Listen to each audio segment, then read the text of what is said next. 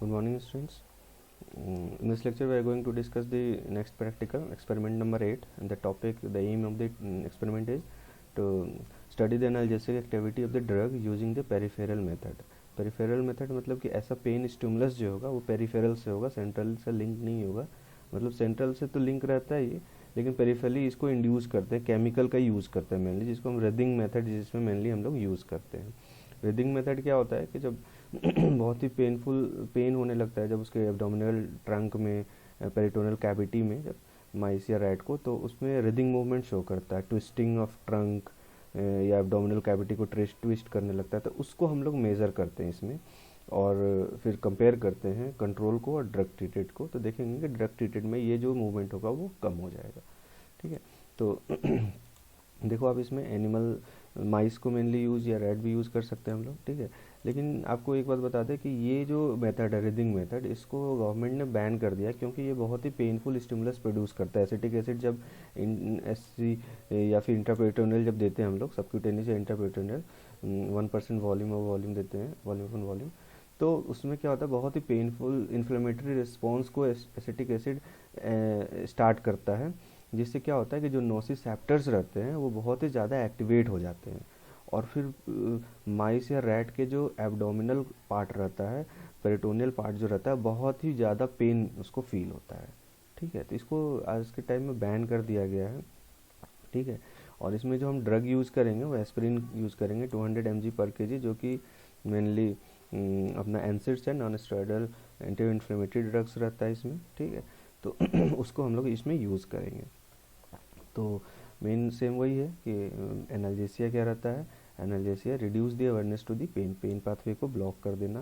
देखिए, जब acetic acid जब इंड्यूस करते हैं इंट्रापेरिटोनियल, तो वहाँ पे इन्फ्लेमेटरी पेन तो इंड्यूस्ड हो रहा है पेरिफेरली, लेकिन ये इसके पेन में और ज़्यादा इंक्रीज कैसे होता है, तो वो आपका जब स्पाइनल कॉर्ड में जाता है तो वहाँ ग्लूटामेट का सिक्रेशन होता है, और वो फिर ब्रेन तक जाता है, तो और पेन को और ज़्यादा, पेन थ्रेशोल्ड को और ज़्यादा, मतलब पेन का फीलिंग जो रहता है ना उसको और ज़्यादा इंक्रीज कर देता है। ये ब्रेन तक जाता है, तो ब्रेन तक तो जाना ही है इसको, तभी तो पेन का फीलिंग होगा हमें। ठीक है, तो इसीलिए इसका जो मेन प्रिंसिपल जो रहता है वो ये रहता है कि इसमें केमिकल से हम लोग पेनफुल स्टिमुलस क्या यूज़ कर रहे हैं, केमिकल्स का। पहले में क्या था कि हम लोगों ने हॉट प्लेट में या फिर टेलफ्लिक में हीट दे रहे थे, लेकिन इसमें केमिकल दे रहे हैं इंट्रापेरिटोनियली।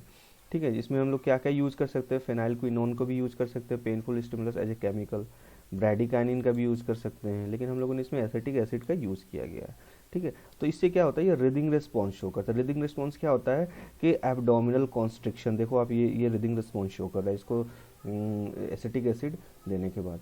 टर्निंग ऑफ ट्रंक, ट्रंक जो मेन जो पार्ट रहता है इसमें टर्न करने, ट्विस्ट करने लगता है, extension of hind leg, leg को एक्सटेंस करने लगता है। ठीक है, तो ये केमिकल इंड्यूस्ड पेन में बहुत ही ज़्यादा, इसके एब्डोमिनल और पेरिटोनियल कैविटी में बहुत ही ज़्यादा पेन होता है ये इसके वजह से। ठीक है, लेकिन इसमें दोनों ड्रग एक्ट करते हैं। नारकोटिक ड्रग जो सेंट्रली एक्टिंग रहता है वो भी इसको रिड्यूस कर सकता है, नॉन नारकोटिक रहता है वो भी इसको रिदिंग रिस्पॉन्स को कम कर देता है, क्योंकि ये ब्रेन तक तो जाएगा ही, इसका पेन तभी तो फील होगा। हालांकि इसको पेरिफेरल मेथड इसलिए कहते हैं क्योंकि पेरिफेरली हम लोगों ने केमिकल को इंजेक्ट किया है, जिसकी वजह से पेरिफेरली इन्फ्लेमेशन आ रहा है, तो पेन तो जल्दी स्टार्ट हो जाता है। लेकिन इस पेन को इंक्रीज करने के लिए क्या होता है, ग्लूटामेट जो रहता है और उस पेन को इंक्रीज करके फिर यहाँ पर ब्रेन तक लाता है, तो पेन का और ज़्यादा फील हमें होता है। तो दोनों ड्रग इसमें एक्ट करता है, लेकिन हम लोगों ने इसमें नॉन नार्कोटिक यानी एनसाइड्स का यूज़ किया है इसमें। ठीक है, तो आइए हम इसको एक्सपॉम सॉफ्टवेयर में देखते हैं। तो आप देखो अपना analysis activity by reading test से हम लोग इसमें यूज़ करना है। तो देखो आप इस एक्सपेरिमेंट को करके तो नहीं दिखाया जाता है क्योंकि इसमें बैन लग गया है, तो पुराना फ़ोटो इसमें दिखाया है, वीडियो दिखाया है मेनली। तो इसमें अगर प्रोसीजर देखेंगे तो सबसे पहले जो कंट्रोल ग्रुप रहता है, ठीक है, तो जो कंट्रोल ग्रुप रहता है उसको क्या करते हैं, सबसे पहले हम लोग एसिटिक एसिड देते हैं। ठीक है, acetic acid injected IP into the mice, intraperitoneal दे के, और फिर उसमें रिदिंग मूवमेंट चेक करते हैं कि कितना बार ये अपने जो ट्रंक रहता है, एब्डोमेन रहता है, उसको कितना बार ट्विस्ट कर रहा है, कितना बार उसमें ट्रंक को ट्विस्ट कर रहा है। ठीक है, इस मूवमेंट को हम लोग काउंट करते हैं। ठीक है, तो अभी आप देखो इसमें जैसे इसको एसिटिक एसिड दिया गया है, तो ये देखो आप ट्विस्टिंग कर रहा है ना ये, तो इसको काउंट करें हम लोग, हैंडलिंग को देखो, एक बार हो गया, फिर ये दोबारा कर रहा है। ठीक है, तो इस तरह से एक टाइम इंटरवल पे 10 मिनट तक लगभग टाइम देते हैं, और उसमें हम लोगों ने, इसको भी हम लोगों ने ड्रग नहीं दिया है, ये टेस्ट ग्रुप, ये कंट्रोल ग्रुप है, तो इसको सिर्फ एसिटिक एसिड दे के हम लोग इसमें चेक करेंगे कि ये कितना बार ब्रीदिंग मूवमेंट को शो कर रहा, उस काउंट को हम लोग क्या करेंगे कि देख लेंगे ये कितना हो गया। ठीक है, तो ये आपका कंट्रोल ग्रुप हो गया। फिर दूसरे में क्या करेंगे हम लोग कि टेस्ट ग्रुप जो रहेगा तो उसमें पहले ड्रग को इंजेक्ट करेंगे, फिर हाफ एन आवर के बाद, जैसे हम लोगों ने इसमें एस्पिरिन का यूज़ किया है, ठीक है, फिर उसके बाद हाफ एन आवर के बाद एसिटिक एसिड फिर से देंगे। जब ड्रग अपना एनाल्जेसिक एक्टिविटी शो करने लगेगा तब हम लोग एसिटिक एसिड देंगे, और फिर उसके बाद चेक करेंगे कि इसमें अब ब्रीदिंग मूवमेंट कितना आ रहा है। ठीक है, तो उस टाइम को हम नोट करेंगे, और फिर क्या करेंगे, देखो अब कंट्रोल ग्रुप का हम देखेंगे कि कितना एवरेज रिदित कितना है इसमें, नंबर ऑफ रिदित काउंट करेंगे और इसका एवरेज निकालेंगे। और फिर जिसको हम लोगों ने ड्रग दिया और फिर उसके बाद एसिटिक एसिड देकर, और एसिटिक एसिड देने के बाद फिर हम लोग देखेंगे कि इसमें कितना नंबर ऑफ रिदित हो रहा है। तो जाहिर सी बात है रिदित कम हो जाएंगे क्योंकि इसमें पेन थ्रेशोल्ड कम हो जाएगा। तो इसमें क्या होता है, फिर उसके बाद हम लोग परसेंटेज इनहिबिशन निकालते हैं कि कितना इनहिबिशन जो है कितना कम हुआ है, इसमें पेन का इनहिबिशन कितना कम हुआ। तो ये हम कैसे परसेंटेज इनहिबिशन कैसे निकालेंगे, तो सबसे पहले average number of writhing in control में देखेंगे ज़्यादा होगा, फिर average number of writhing in test में देखेंगे हम लोग कितना है एवरेज नंबर, फिर डिवाइड कर देंगे इसको हम average number of writhing in control. तो ये हमारा परसेंटेज निकल जाएगा कि कितने परसेंट पेन को कम किया गया, किस ड्रग ने कितने परसेंट पेन को कम किया। जाहिर सी बात है कम तो करेगा ही वो। ठीक है, तो इस तरह से हम लोग इसको निकाल सकते हैं। तो आइए हम इसके ऑब्जर्वेशन को अब हम लोग देखते हैं।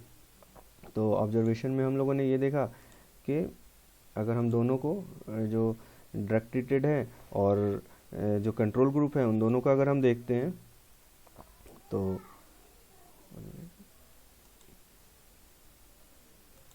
तो इसमें आप देखो यहाँ पर कि ये कंट्रोल ग्रुप है, यानी इसको ड्रग नहीं दिया गया है। ठीक है, 5 एनिमल को लिया गया, इसमें बॉडी वेट निकाला गया है, फिर इसमें एसिटिक एसिड दिया गया इसमें। ठीक है, पेन को दिया, इसमें ड्रग नहीं दिया गया, बस एसिटिक एसिड दिया गया है। फिर इनके वॉल्यूम उनके डोज से निकाल, इनके वेट से निकाला गया है। ठीक है, कितने वॉल्यूम लगेगा इनमें। ठीक है, 1 ml पर केजी के हिसाब से है तो 25 पे निकाल लेंगे, 32 पे निकाल लेंगे, सबका हम वॉल्यूम निकाल लेंगे कि एसिटिक एसिड इनको कितना इंजेक्ट करेंगे। फिर नंबर ऑफ रिदित, तो ये देखो आप नंबर ऑफ रिदित 33, मतलब ये सारा निकला। फिर इसका मीन एवरेज निकाल ले तो 32.8 रिदित निकला, मतलब नियर अबाउट 33 रिदित हमारा निकला। ठीक है, तो ये कंट्रोल हो गया, इसमें ड्रग तो हम लोगों ने अभी दिया नहीं है। ठीक है, अब दूसरा अगर देखें, अगर हम लोग ड्रग ट्रीटेड जिसमें हम टेस्ट कर रहे हैं, जिसको एस्पिरिन दे रहे हैं हम लोग जिसमें, तो उसमें पहले बॉडी वेट निकाल लिए, फिर कितने ml उनको देना है, और ये नंबर ऑफ रिदित है। तो एवरेज रिदित इसमें 10.2 आया। ठीक है, तो अब परसेंटेज इनहिबिशन कैसे निकालेंगे, तो पहले कंट्रोल में जितना रिदित था तो उसमें था 32.8, तो इतना 32.8 माइनस 10.2 जो कि इसमें आया, टेस्ट में आया, अपॉन 32.8, तो उससे हमारा परसेंटेज इनहिबिशन जो निकलेगा वो 68% हमारा निकला, यानी कि इतना पेन को उसने कम कर दिया। तो जाहिर सिंपल सा वही है प्रिंसिपल भी कि पेन, इसमें स्टिमुलस का यूज़ किया हम लोगों ने, सिर्फ केमिकल का यूज़ किया।